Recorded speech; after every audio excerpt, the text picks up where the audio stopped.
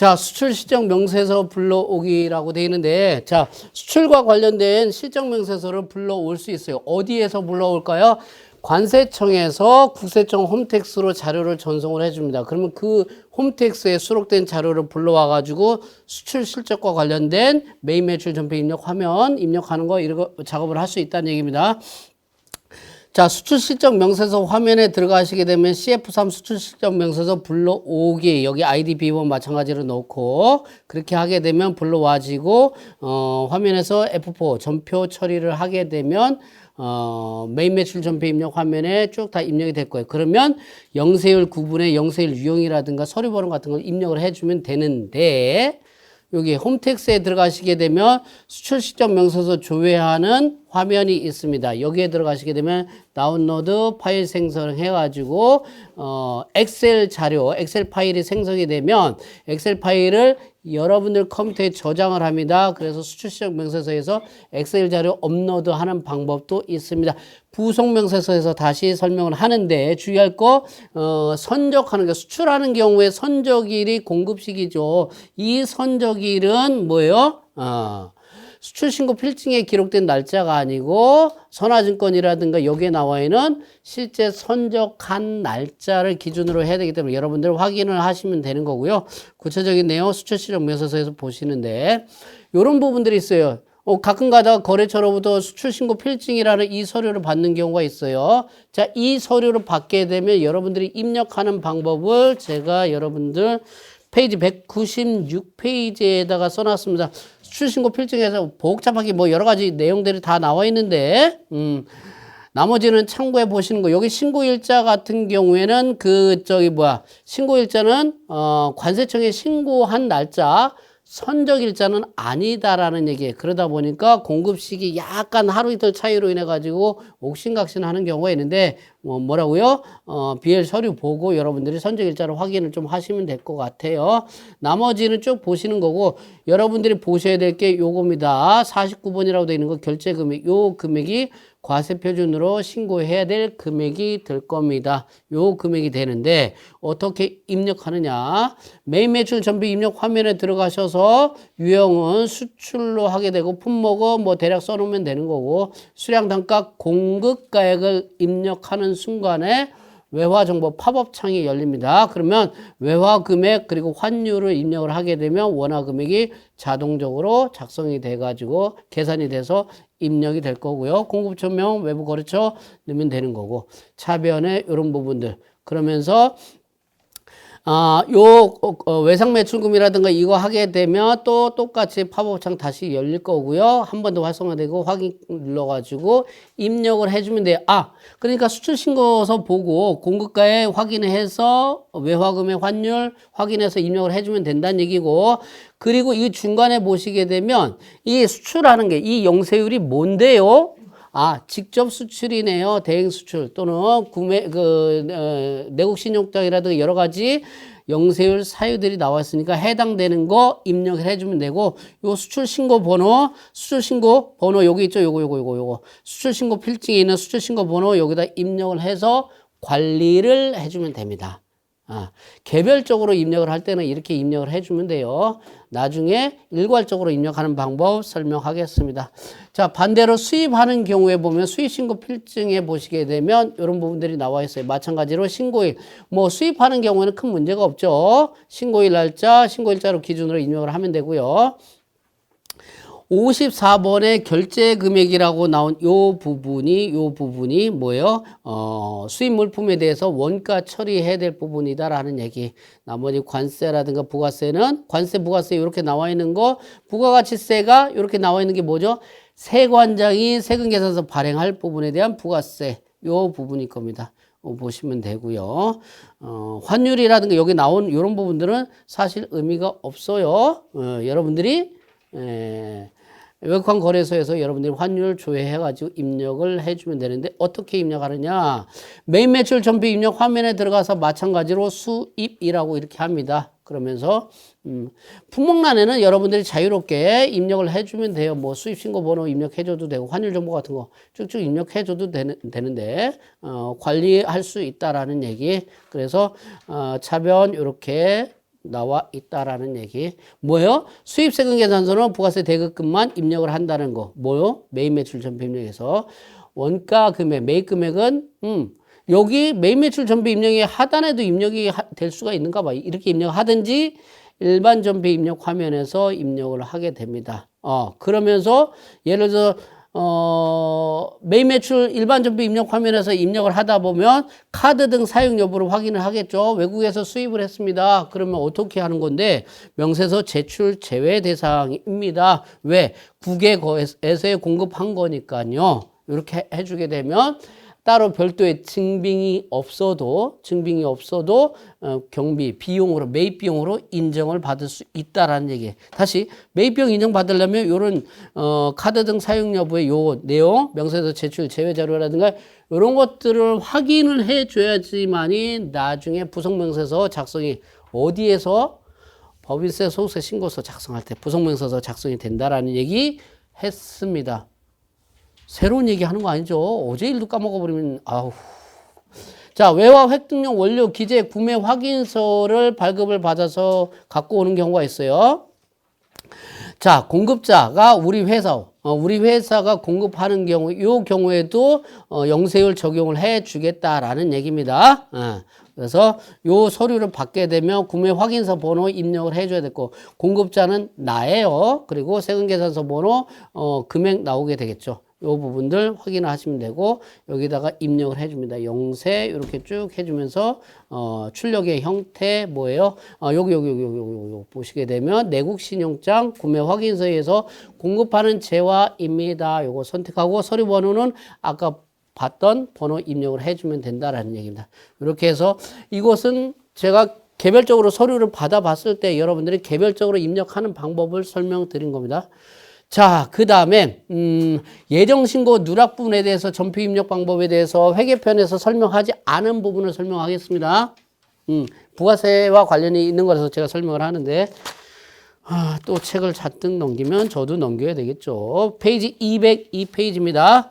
자, 예정신고 때 해야 될 것을 누락을 했어요. 그러면 확정신고 때 반영을 어떻게 할 거냐라는 얘기인데, 자, 일단 누락된 거, 예를 들어서, 3월 달에, 3월달 1월부터 3월까지를 4월 25일에 예정신고 하는데, 이때 예정신고할 때 3월달 거 하나를 누락을 했어요. 누락한 거 어떻게 할까요? 그러면 어떻게?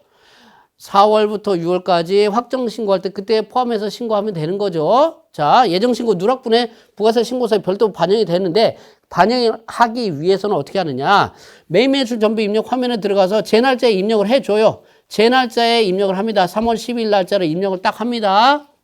원래 날짜에 입력을 하고, 여기 상단에 F11 간편집계 여기 클릭을 하게 되면 예정신고 누락분 확정신고라는 메뉴가 있어요. 그 기능키를 딱 누르게 되면 이게 열려요. 그래서 요 전표 선택을 했죠.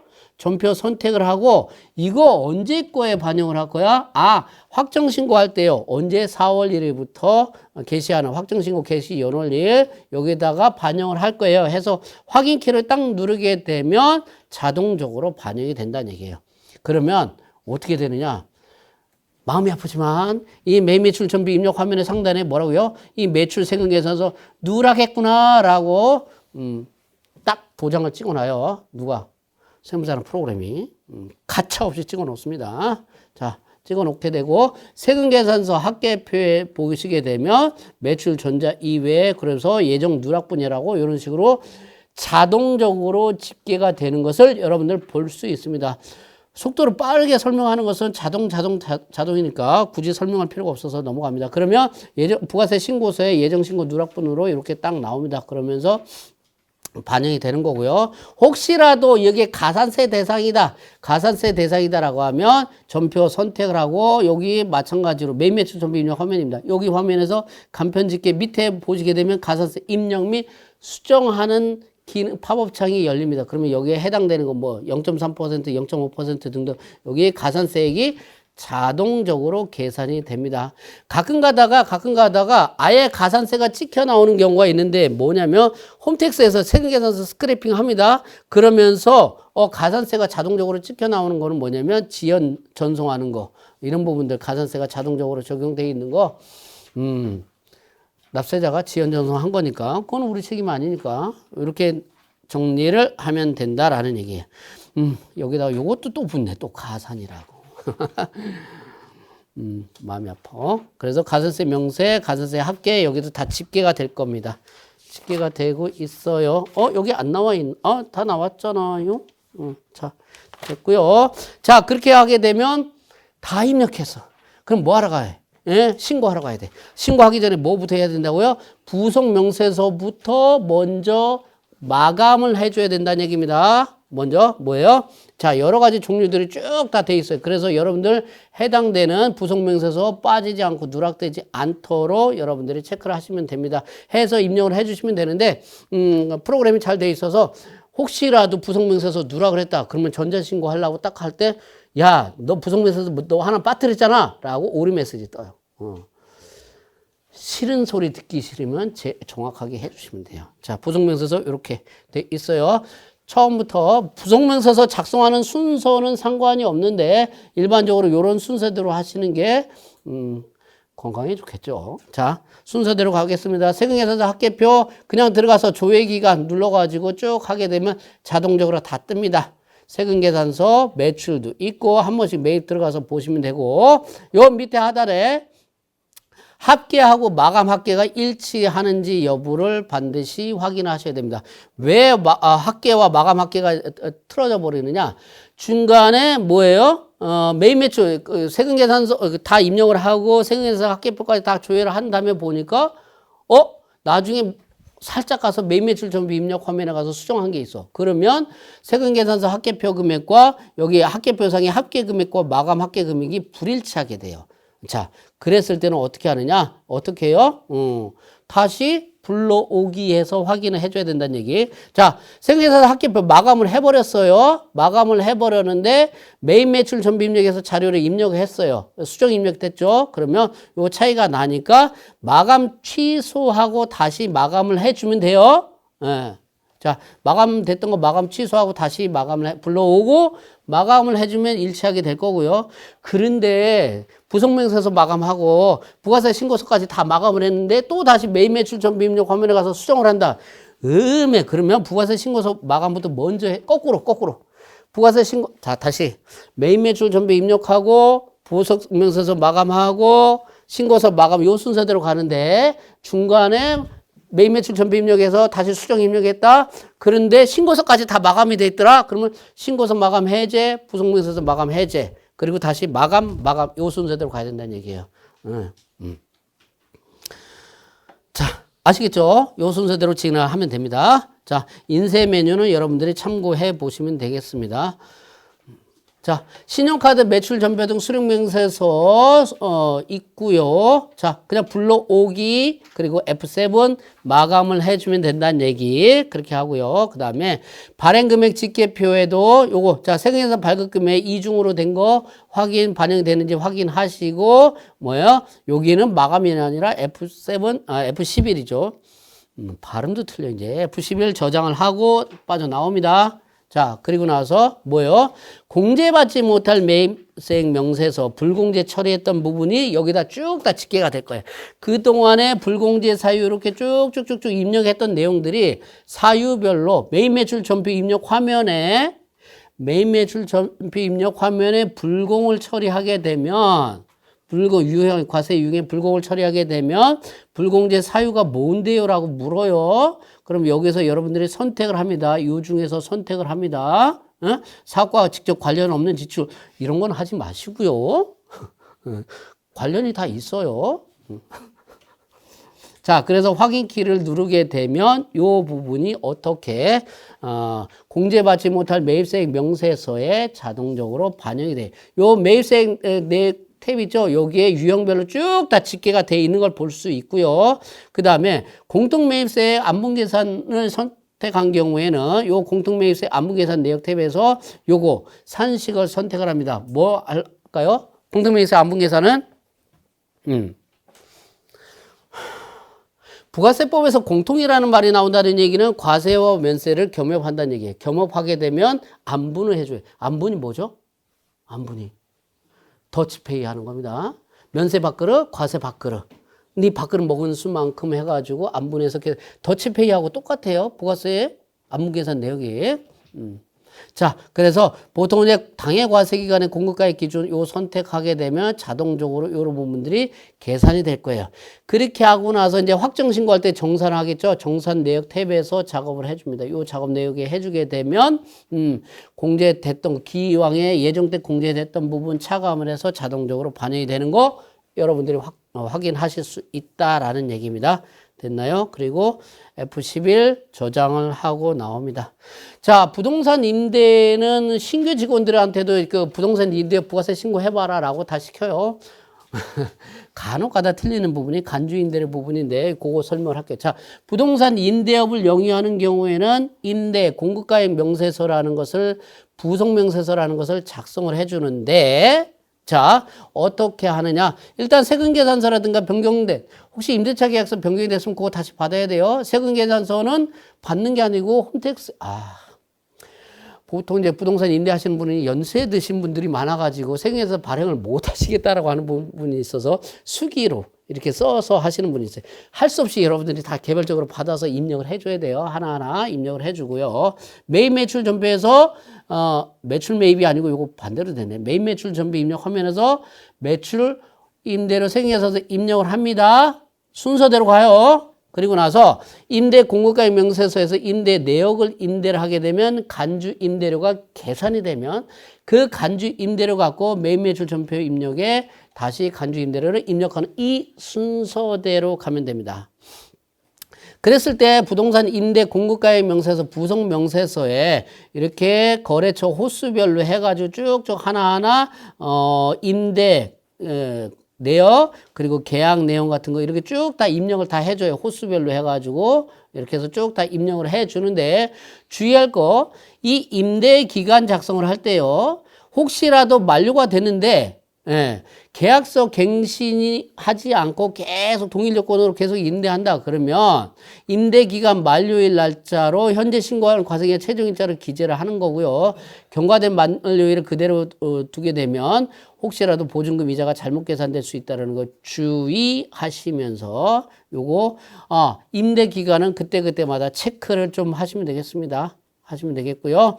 자, 계약 내용, 보증금, 월세 이렇게 넣으시게 되면 요 밑에 보증금에 대해서도 간주 임대료는 아니지만 임대료를 간주해서 어쩌겠다고 부가세 과세하겠다라는 얘기입니다. 정기예금 이자 상당액 정기예금 이자율만큼 그 상당액만큼 그러면 정기예금 이자율은 어떻게 해요? 책 찾아보지 말고 여러분들이 컴퓨터에 세팅이 돼 있습니다. 적용 이자율이라고 세팅이 돼 있으니까 안 찾아도 돼. 책 찾지 말라고. 그러면 자동적으로 일수 계산해서 계산이 됩니다. 그러면 하단에 월세하고 간주임대료 요 포함된 금액이 뭐예요? 과세 표준 금액이 될 거예요. 주의. 간주임대료 금액은 요 3074520이 나올 거예요. 자, 부동산 임대 공급가액 명세서에서 간주 임대료가 나왔으면 그 간주 임대료는 어디에다가 매입 매출 전표 입력 화면에 입력을 해 줘야 됩니다. 자, 뭐 F11 일단 저장하고 어디에 건별이 돼야 돼요. 뭐예요? 건별이? 현금 매출과 같은 건별입니다. 건별 간주 임대료 해놓고 여기에 3074를 입력한 게 아니에요. 3074520과 30745 요 금액 합한 금액을 여기다가 입력을 해주는 거예요. 그러면 건별 금액은 부가세 포함된 금액으로 공급가액에 입력하면 입력된 금액을 공급가액과 부가세를 나누어서 자동적으로 다시 계산된다고 했죠. 그래서 여러분들이 간주 임대료 계산할 때는 앞에 숫자 요 금액만이 아니라 요 금액에 대한 10%를 더해서 여기에다가 입력해 주면 요 금액과 요렇게 금액이 나누어져서 입력이 될 거예요. 그렇게 하면서 뭐예요? 하단 부분에 보시게 되면 대변에는 간주 임대료 부가세 예수금 나오고 차변에 뭐 할까요? 계정 과목은 세금과 공과금 계정 과목 선택해서 정리를 해주면 된다는 얘기. 이렇게 합한 금액 한다고 써 있네. 됐죠? 자, 의제 매입세액은요, 면세로 공급받아요. 그랬을 때 이게 과세가 될 때, 일정 비율만큼 매입세액으로 의제해서 공제해주는 제도입니다. 나머지 내용들 관련되는 자료, 공제율이라든가 이런 게 컴퓨터에 다 세팅이 돼 있을 거예요. 자, 의제 매입 공제 신고서에 들어가 보시게 되면 어떻게 하느냐? 여기 상단에 F4 불러오기를 하게 되면 여기에 계산서 이런 합계 금액들이 쭉 다 집계가 될 겁니다. 그리고 여기에 공제율이라든가 이런 부분들 다 확인을 하시면 되는 거고요. 공제율 여러분들 업종에 따라서 공제율 이런 부분들 요거 자동 세팅되기 위해서는 환경 설정에다가 나는 내 업종 뭐니까 공제율 뭘로 한다 이렇게 설정을 해주면 되는 거고요. 아니면 여기서 수정을 해줘도 되는 거고요. 그리고 한도 계산이 들어가겠죠. 한도 계산을 위해서 과세표준 불러올 때는 요거 불러오기 해서 반영을 해주면 됩니다. 공제 대상이 한도 계산이라든가 이런 부분들은 확정 신고할 때만 정산을 해주면 되는 거고요. 중요한 것은 의제 매입 공제 신고서에 반영을 하기 위해서는 매입 매출 전표에 입력을 할 때 의제 매입세액이다, 의제로 설정이라든가 또는 전표 하단에 고정 조교로 사용한다든가 그렇게 해야지만이 여기에 쭉 다 반영이 된다라는 얘기입니다. 이렇게. 그러면 자동적으로 반영이 되고 이런 부분들 납부할세액이라든가 계산이 다 된다는 얘기, 자동적으로 된다라는 얘기. 자, 이미 공제받은 금액 입력을 해주면 되는 거고, 그 다음에 건물 등 감가상각자산 취득 명세서는 건물이라든가 유용자산 또는 무용자산도 작성 대상입니다. 물론 전표 입력을 할 때, 매입매출 전표 입력을 할 때 고정자산, 유형자산이라든가 무형자산이라든가 이런 계정 과목을 쓰게 되면 요게 다 자동적으로 집계가 될 겁니다. 어떻게? F4 전표 불러오기에서 쭉 다 확인해서 하게 되면 됩니다. 예. 그러면서 매입매출 전표 입력에서 어떻게 했어요? 예? 어떻게? 50일 과세 기계장치 등 계정 과목을 유형자산 같은 거 계정 과목을 치게 되면 감가상각자산이죠. 고정자산 간편 등으로 파보청 활성화돼서 간편 등록도 되고 부가세 신고서 작성을 할 때 부속명세서 건물 등 감가상각자산 취득 명세서도 작성이 되고 있다라는 얘기. 결론적으로 제가 계속 얘기하는 건 뭐냐면 가장 중요한 얘기를 하는 건 뭐냐면 일반 전표 입력, 매입 매출 전표 입력. 뭐예요? 이게 분개하는 거를 계속 얘기하는 거예요. 분개만 제대로 되면 나머지 신고서 작성이 되는 거, 원장 재무제표 작성되는 거 다 자동적으로 이루어져요. 그래서 회계는 분개다라고 얘기를 해요. 동의하십니까? 그 유명한 말을 제가 했어요. 깨알 같은 자랑. 주무시지 말라는 차원에서 한 거지. 절대 자랑은 맞네요. 자, 취득명세서 작성하는 방법 이렇게 불러오게 되면 부가세 신고서에 보시게 되면 왼쪽 세금계산서 수치분의 고정자산 매입이 일반 매입과 고정자산 매입이 구분해서 왜 구분해서 해요? 부가율 계산할 때 따로 계산하려고 구분해서 나옵니다. 혹시라도 신용카드로 건물을 구입하지는 않겠지만 신용카드로 구입하게 되면 신용카드 매입으로 이렇게 반영이 될 겁니다. 다시 요거 얘기했죠. 부동산 등을 구입을 하게 되면 토지 건물 일괄 매입을 했을 때 금액을 나눠줘야 되는 거. 또 깨알 같은 조사는 어떻게 하냐면 중개수수료, 세금 계산서 받습니다. 이게 토지분과 건물분으로 나누어줘야 돼요. 그런데 보통은 다 건물 세금 계산서 받았으니까 다 매입세 공제 다 받죠. 중개수수료, 그죠? 깨알같이 추징을 해냅니다. 중개수수료. 왜? 토지분과 건물분으로 나눠서 토지분에 해당되는 만큼은 매입세금 계산서 받았지만 불공 처리해 줘야 된다. 금액을 나눠서. 잘 먹고 잘 살아. 라는 얘기. 됐나요? 자, 대손세액 공제 신고서는요, 직접 요 화면에 대손세액 공제 신고서, 대손 발생했을 때 당초 공급일, 대손 확정일, 요 부분 직접적으로 입력을 해줍니다. 대손 사유 확인해 주시고요. 어떤 내용이었는지, 언제 공급했던 게 대손됐는지를 확인해 가지고 찾아서 입력을 해줍니다. 대손금액 공제일 자동적으로 세팅이 돼 있고요. 자, 대손 사유 확인을 해 주시면 됩니다. 간혹 가다가 부도 맞았어요. 대손됐어요. 그러면 부가세 공제 받을 수 있어요. 아주 좋아요. 주세요 했더니 세금계산 발행 안 한 거였어요. 납세자가 세금계산 발행 안 하고도 부가세 줄일 수 있지 않느냐. 어디서 주소 들어가지고 안 되는 거죠. 자, 또 하나 대수세 공제 신고서를 제출하게 되면요. 이거는 점검 사항입니다. 세무서에서 관련된 자료 내놓으라고 해요. 요거 주의하셔야 됩니다. 자, 그 다음에 수출시정명세서라든가 영세일 매출 명세서 작성하는 방법 네 가지가 있는데 하나하나 살펴보겠습니다. 여러분들이 선택을 하는 건데요. 매입 매출 전표 입력 화면에 들어가 가지고 매출 유형을 여기다 수출로 갑니다. 그리고 영세일 구분란에다가 유형을 뭐 직수출이든 뭐든 이렇게 해서 쭉 입력을 한 후에 입력을 다 했어요. 그럼 부가세 신고서는 다 마감이 부가세 신고서는 자동적으로 작성이 되겠죠? 매입 매출 전표. 그런데 부속명세서라는 것은 수출시정명세서라는 부속명세서를 작성을 해야 되니까 거기에 들어가서 SF4 전표 불러오기를 하게 되면 여기에 입력했던 자료들이 쭉 끌어와집니다. 부속명세서 작성을 그렇게 할 수 있어요. 여기에 뭐 선적일자라든가 환율 외화 같은 거 추가적으로 입력을 해주면 되는 거고요. 이런 방법이 있고요. 아니면 수출 실적 명세서 화면에 들어가 가지고 수출 거래 내역을 직접 입력을 해서 여기 상단에 F4 전표 처리가 있어요. 그래서 그러면 수출 실적 명세서 요 작성이 되면서 부속 명세서 작성이 되죠.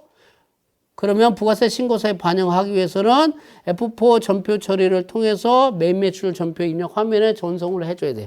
이런 방법이 거꾸로 하는 방법이 있고 아니면 수출이라든가 이런 자료가 회사 그 규모가 큰 데들은 거래 금액이 굉장히 많다. 그러면 보통 회사에서 엑셀로 작업을 다 해놔요. 그러면 엑셀로 작업한 거 내려받아 가지고 물론 회사에서 작성한 엑셀 서식하고 세무사랑 프로그램의 엑셀 서식이 달라요. 그러면 세무사랑 프로그램에 맞게끔 해줘야 되겠죠. 그래서 여러분들이 수출 실적에 대해서 거래가 금액이 굉장히 많다, 빈번하다라고 하면 엑셀 자료 여기에 가가지고 여러분들이 엑셀 서식을 내려받아요.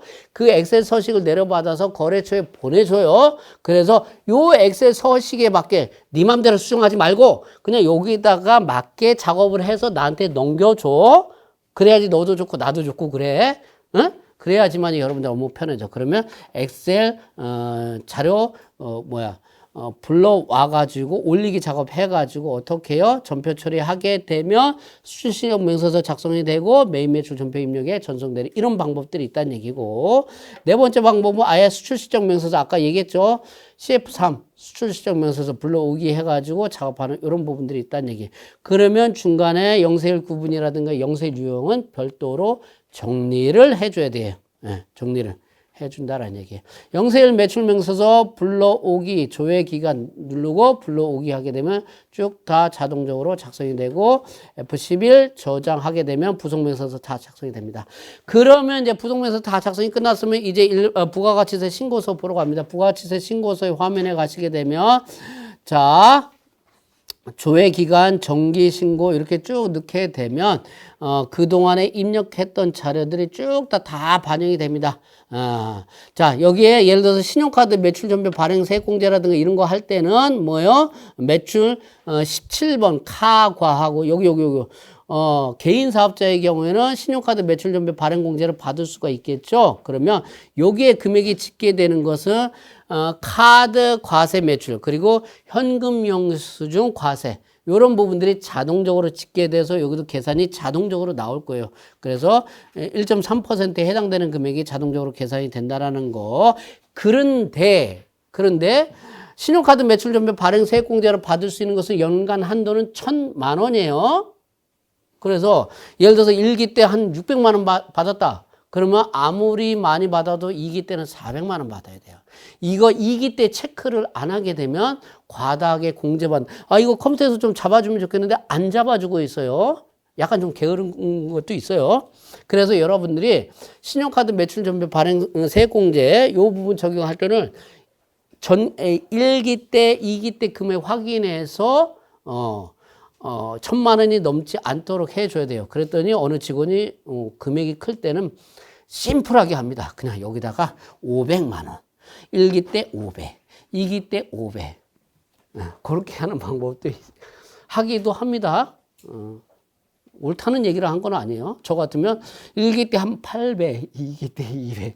일단 좀 빨리 받고 세금 적게 내고 이런 방법도 있을 텐데. 여하튼 선택하시면 되고 전자신고 세액공제 아이고 얼마나 준다고 쥐꼬리만큼 줍니다. 발급 세액공제 계산하시면 되고 여기 있죠. 여기 예정신고 미환가세 예정고지세액이라든가 이런 매입자 납부특례라든가 이런 부분들은요. 뭐 보고? 홈택스 답안지 모범 답안지 보고 여러분들이 개별적으로 수기로 입력을 해줘야 됩니다. 됐나요? 자, 그리고 여기 F6 환급이라는 게 있는데, 자, 보통 이제 환급이 발생했을 때, 영세율이라든가 수출 같은 영세율이라든가 이런 부분들의 경우에는 또는 고정자산 매입으로 인해서 환급을 받을 때는 조기 환급이 되죠. 조기 환급이 되는데 일반 환급으로 또는, 고정자산 매입인데 이게 혹시라도 불공제되는 부분이 있다라고 한다면 그럼에도 불구하고 시설투자 환급으로 된다 그러면 F6 환급을 버튼을 눌러가지고 취소란에 체크해서 일반 환급으로 바꿔줄 수 있다라는 부분. 세무서에서 자꾸 저한테 뭐라고 그래요. 아니 환급 신고했는데 환급금 언제 나오는 거야 도대체. 나한테 묻지 말고 제발 어디 가서 홈택스 여기에 들어가게 되면 내가 들어가야 되는구나. 납세관리 기장대리에 가시게 되면 환급금 세무서 전화하지 마세요. 짜증 지대로 냅니다. 세무서에 전화하지 말고 여기 홈택스에 요 화면에 들어가시게 되면 이 회사 사업자 등록번호를 넣으면 환급금 지급 결정이 됐는지 안 됐는지도 나와요. 세무서 전화하지 마세요. 전화 안 하고 안 받고 참 좋은. 자, 그 다음에 여러분들이 작업을 해 주셔야 될 게 뭐냐면 F4 과표 명세입니다. 이 과표 명세를 클릭을 하게 되면 신고 구분이 예정 확정 같은 경우에 자동적으로 되는데 영세율 조기 환급이라든가 혹시 기한 후 과세 표준이라든가 이것들은 별도로 선택을 해 줘야 되고요. 환급금 계좌는 여러분들이 입력했던 내용들이 자동적으로 뿌려집니다. 혹시라도 5천만 원이 넘는다 그러면 내가 아니고 이때는 납세자 본인이 홈택스 들어가가지고 계좌개설 신고서 제출을 해줘야 될 겁니다. 아마 세무서에서 연락할 거예요. 그리고 환급금이 이렇게 크게 되면 납세자 본인이 알아서 또 하더라고. 잘 돈 찾아먹는 거잖아. 귀신이야 이때는 귀신. 됐나요? 과세표준 명세에 보면은 이 과세표준 명세가 업종별로 해가지고 쭉쭉 다 뿌려질 거예요. 자, 그래서, 물론 업종명이라든가 종목 코드라든가 이런 것들을 수정해서 입력을 할 수 있지만 수정할 일은 거의 없고 수익금액 제외란이 있어요. 수익금액 제외란에 보시게 되면 수익금액 제외 여기 보시게 되면, 고정자산 매각이라든가 간주 임대료라든가 이런 부분들이 입력이 돼 있을 거다라는 얘기예요. 자, 그리고 F7 저장 그리고 마감. 저장도 하고 마감도 합니다. 그러면 부가세 마감 보조 화면이 열릴 거예요. 마감 보조 화면에 보시게 되면 신고 대상, 신고서, 그리고 부속명세서, 생계세서, 학계표 뭐 쭈르르르 나와요. 그래서 체크 다 돼 있을 거예요. 그래서 맞아요? 그러면 yes 하게 되면 마감을 다 끝내게 된다는 얘기입니다. 보조창이 뜬다라는 게 목록 확인하시고. 자, 그리고 음식 숙박업을 할 때, 이거 제가 놓치고 가는 부분이 있어요. 이렇게 해서 다 끝난 줄 알아서 딱 신고를 딱 했더니, 전자신고까지 다 했어요. 그랬더니, 전자신고, 홈택스에서 전자신고하는 순간, 야, 너 음식 숙박업이잖아. 그러면 그 사업장 명세 제출해야 되는데 왜 안 했니? 라고 이렇게 해가지고, 에이씨, 그럼 처음부터 알려주지. 예, 그래서 다시 풀고 마감 풀고 다시 작업한 그런 게 있는데 그냥 사업장 명세에 클릭을 하면 됩니다. F8 여기 있어요. F8 여기 있죠? 요거 F8 사업장 명세에 클릭을 하면 되고요. 옛날에 입력했던 내용 그냥 그대로 불러오기 하면 됩니다. 귀찮아.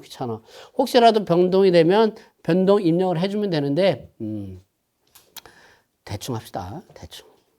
대충 하는 게 제일 좋죠. 세금에 영향이 없는 거. 그리고 개인사업자 현황신고는 소득세 편에서 나오게 됩니다. 자, 주사업장 총괄납부 사업자 단위 과세 신고서 작성을 할 때는 회사 등록사항에 요게 반영이 돼 있어야 돼요. 회사 등록사항에 뭐냐면 추가사항 탭에 보시게 되면 총괄납부인지 사업자 단위인지 요거 반영이 돼 있어야 되고 본점 여부 이런 부분들이 체크가 돼 있어야 된다는 얘기입니다. 예. 종사업장이다. 그러면 부를 선택하고 본점 회사 코드 번호. 무슨 코드 번호? 여러분들이 회사 등록 코드 번호. 네 자릿수죠. 찾아서 입력을 해주고 나서 자 사업장별 부가세 납부 환급 신고서를 작성합니다. 누구? 주사업장의 경우에는 그러면은 여러분들이 본점과 지점 여기 쭉 뿌려질 거고 총괄납부 번호도 입력이 돼 있는 거 불러와질 겁니다. 쭉 다 불러와줘요. 자동적으로 다 불러와집니다. 그래서 신고서 확인하고 물론 주사업장 신고서, 종사업장 신고서 다 각각 다 작성이 돼 있는 상태에서 얘기하는 거예요. 다 돼 있는 상태에서 가장 나중에 사업장별 부가세 납부 환급 신고서라는 서식을 작성한다는 얘기입니다. 그리고 나서 요거 작성을 하고 나서 다시 주된 사업장 부가세 신고서 화면으로 다시 갑니다. 그래서 다시 가서 내역을 불러옵니다. 그러면 총괄납부 사업자가 납부할 세금이 나와 있을 겁니다. 그거 보시면 되고요. 사업자 단위 과세 납부 환급 명세서는요. 보통 이제 사업자 단위로 하게 되면 사업자 번호 하나로 나오죠. 그래서 동일 번호로 가는데 별도로 회사 등록 이렇게 관리를 했다면 주사업장 총괄납부 사업자와 같이 불러오기를 통해서 내역을 다 불러오는데 하나로 관리했다 그러면 개별적으로 종사업장 내역을 입력을 해주면 된다라는 얘기. 혹시라도 사업자 단위라든가 이런 게 있는 경우에 여러분들이 활용하시면 됩니다. 자, 간이과세자. 자, 회사 등록 기본사항 탭에서 간이과세자로 유형이 선택이 돼 있으면 부가세 간이과세자 신고서 작성이 돼 있을 겁니다. 그리고 나서 전자신고하는 거, 부가세 파일 제작하고 하는 거 이런 부분들은 원천세에서 봤던 패턴하고 똑같아요. 패턴하고 똑같으니까 여러분들이 보시면 되니까 설명 패스 그리고 홈택스에 들어가서 부가가치세 신고 파일 변환 신고해가지고 선택하는 거 찾아보기 쭉 요 순서대로 가는 거 패턴이 똑같아요. 패스 그리고 접수증 납부서 출력하는 거 똑같이 이렇게 정리하면 됩니다. 그리고 신고 부속서류, 증빙서류 제출에다가 여기에다가 증빙서류를 첨부해서 팩스 보내면 요금 나가니까 종이 낭비되니까 여러분들이 뭘로 스캔 떠가지고 전송해 주면 됩니다. 자동적으로 다 가요. 수정신고서 작성. 자, 수정신고서 작성하는 거 마저 설명을 할게요. 수정신고서 작성하면 매매출 전비 입력하면서 요 내용 그대로 입력을 합니다. 수정자료 그냥 그대로 입력을 합니다. 입력을 하면 세금계산서 합계표에 수정자료가 반영이 된 거 쭉 볼 수 있습니다. 수정 전과 수정 후. 매매출 전비 입력 화면에 그대로 입력하고 그 다음에 세금계산 합계표 조회하면 수정 후 자료가 나올 거고요. 부가가치세 신고서에 여기 보시게 되면 이 수정신고가 활성화되려면 당초에 부가세 신고서가 입력이 돼 있는 상태여야지만이 수정신고 그리고 차수 이게 활성화될 거예요. 이런 부분들 활성화되니까 내역들 확인해 보시면 되는 거고요. 가산세 여기 클릭을 하시게 되면 가산세를 작성할 수 있다라는 부분이에요. 자, 이렇게 하고 납부지형 가산세 마찬가지로 이렇게 합니다. 그래서 가산세가 반영된 수정신고서 확인하고 여기에 F7 그냥 저장만 합니다. 저장을 합니다. 저장을 하고 마감을 하지 않습니다. 마감은 어떻게 해요? 추가적으로 부속서류 작성을 하고 난 다음에 마감을 해준다는 얘기입니다. 그러고 나서 요거 과세표준 수정신고서 및 추가 자진 납부 화면에 들어가서 불러오기 하게 되면 불러와질 겁니다. 불러오기 하면 자동적으로 불러와져요. 그러면서 수정신고 사유는 가슴 아프지만 매출 누락했어요 라고 이실직고 합니다. 그래서 저장하고 전자신고 쭉 하게 되면 됩니다. 그러면 이렇게 마감 화면, 부가세 마감 보조 화면이 요 내용이다라는 얘기. 이렇게 하게 되면 작성이 된다는 얘기. 그렇죠. 39분인데 깨알같이 시간을 절약하기 위해서 잠깐 5분 쉬었다가 바로 법인세 신고 들어가겠습니다.